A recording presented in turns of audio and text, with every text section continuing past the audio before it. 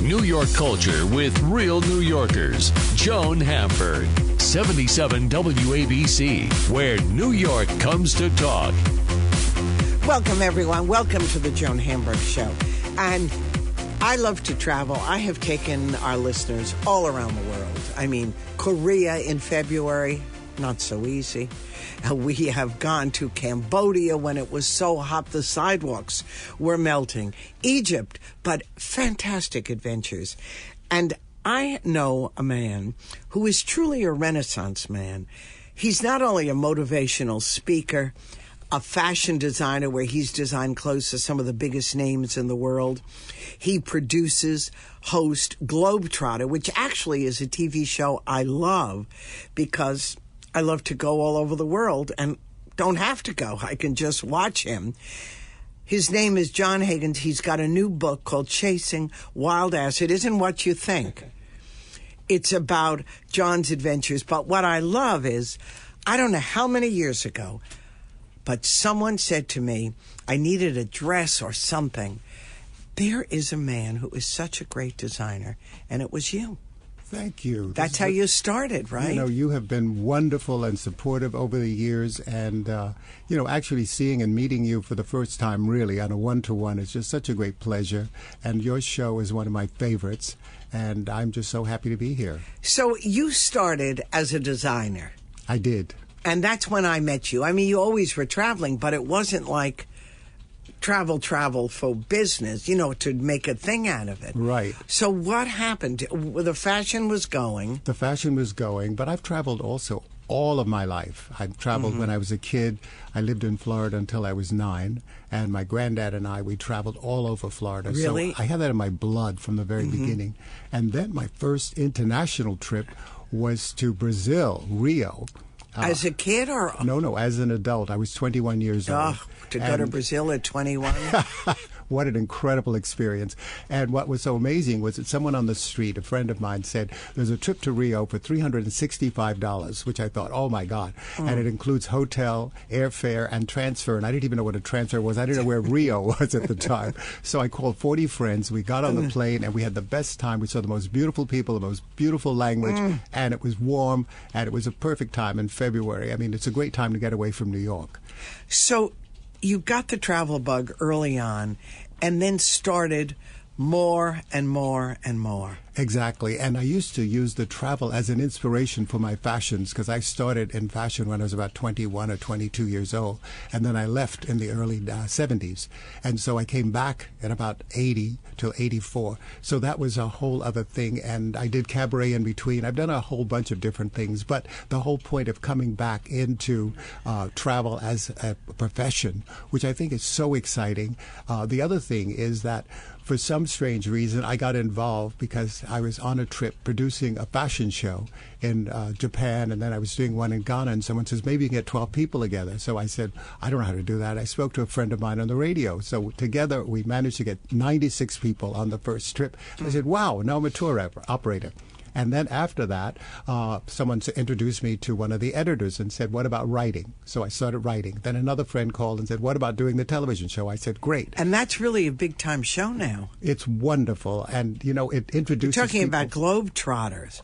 GlobeTrotter television, exactly, which is on every Saturday night at 8 o'clock. And it's just an inspiration for everyone to see and experience. And, you see the colors, you feel like you're there. And that's the whole experience because it's all about lifestyle. But let me ask you, and I've got Jon's book in front of me, Chasing Wild Ass, and it takes you everywhere. Exactly. Munich, Cambodia, Africa, and everything is not only about the adventures, South Pacific, but there are recipes, there are food. You're really immersed into the culture. But recently there was a terrible incident at a museum, and many people were hurt or killed, and Americans are getting scared now about travel. I had friends who just came back from Paris. She said Paris is as beautiful as ever. No tourists, no American tourists. How come? This is when they come. Well, this is a good time to go because the dollar goes very far. The dollar's fantastic. Exactly. But she said people are scared. The hotels are killing you with kindness. Yeah. Because they need bodies in there. Exactly. And that was the reason why I went to Egypt for the weekend, because they wanted to encourage tourism. So the governor and the minister and everybody surrounded us, and they wanted to be a part of this whole thing so that we could show people and tell people all about our experience there and how safe it was. How was your experience? It was very safe. As a matter of fact, I went up walking in the middle of the night by myself. I had no fear. I never have fear about anything anyway. And then I took the carriage ride the next day. I got away from the group, and we went from the Luxor to the Karnak, took the carriage ride back to the market. Yeah, went to a felucca. I mean, just all kinds of wonderful things. And they were so happy to see you. Oh, they wanted, I mean, we contributed to the economy, and that was a great thing. Well, and I know. And what was so interesting about our trip to Egypt, and there were hundreds of us, is... it is a culture of intellect, of everyone, from a cab driver to someone who's going to take you on a carriage ride. Everyone is so proud of the history. Absolutely. And knows absolutely everything. And, I think it's a land of smiles. By the way, they're building the largest museum in the Giza, which will have a restaurant overlooking the pyramids. Are they still doing it now? Yep. I think they said it's going to be ready in 2017, and it's extraordinary. It's going to be huge, and all sorts of treasures that no one's ever seen.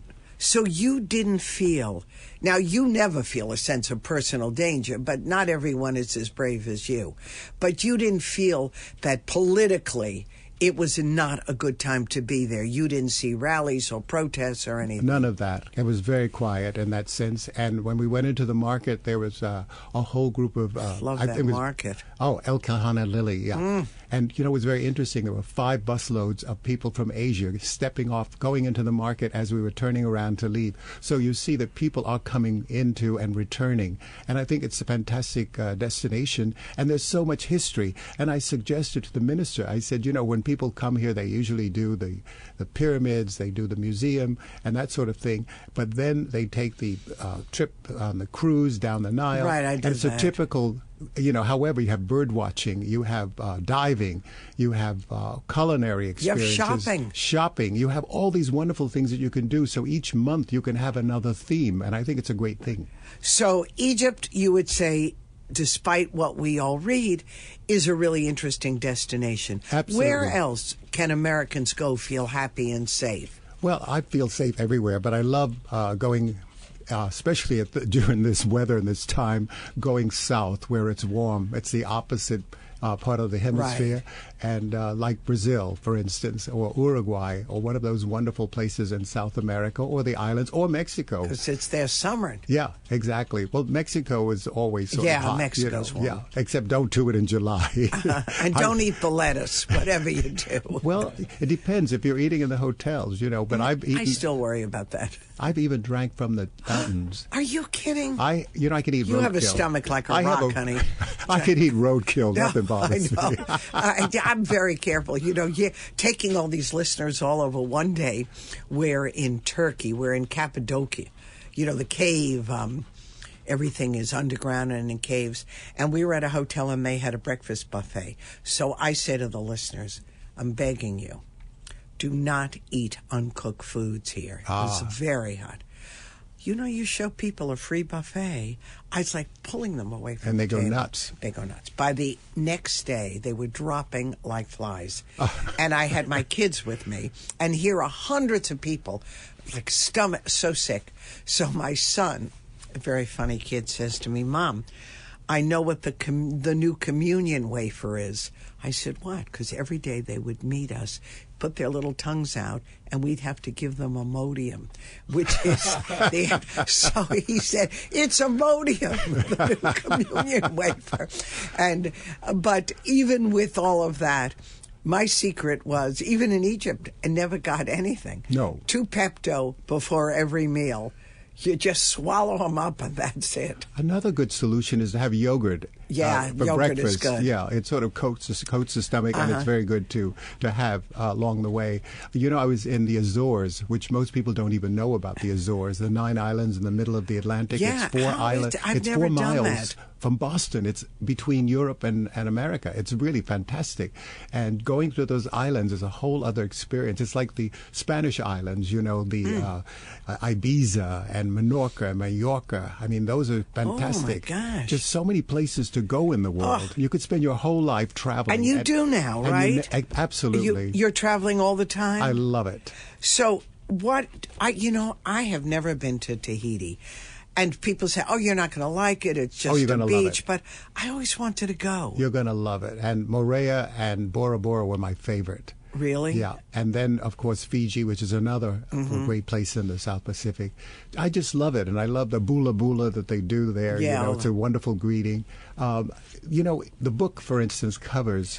By the way, I'm talking to Jon Haggins, his new book, Chasing Wild Ass. It isn't what you think. Right. It's not like a bunch of ladies running crazy through the city. It's a bunch of wild animals in exotic locales. Exactly. And the cover, I'm standing on my friend's yacht. And as a matter of fact, they just invited me down to Florida. And I said, I can't make it because my schedule is so busy. But they've got a place in Florida, and they've got a place in Connecticut, and they're running all over, and Italy. And, talk about Italy. I was in Lake Como, and that was Isn't that gorgeous? Oh, my God. You and George Clooney, honey. I'm impressed. Oh, well, we went... George has a little place there. I know. We searched we found his house along the lake, and also the guy from Virgin, his house is much nicer than George Clooney's, as a matter of fact. It's also along the lake. And there was just so much to see, and the hospitality, and the food. Oh, my God. And Mediterranean food is my favorite. Me too. My daughter's partner is from Italy, of course, from the boot. Oh, yes. Puglia. Puglia.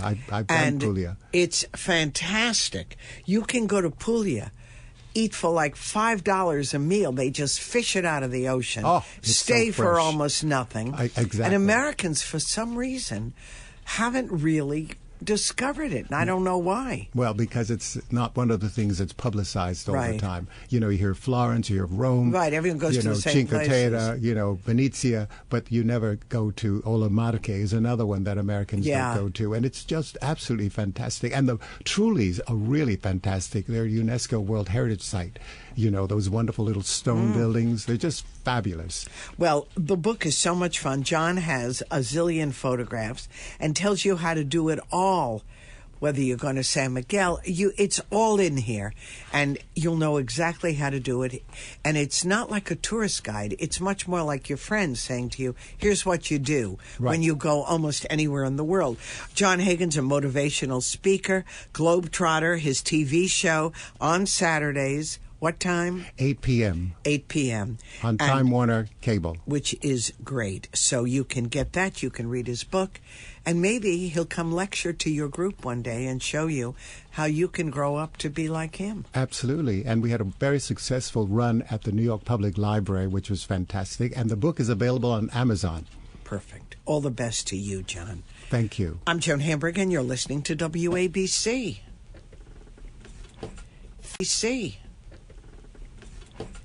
BC.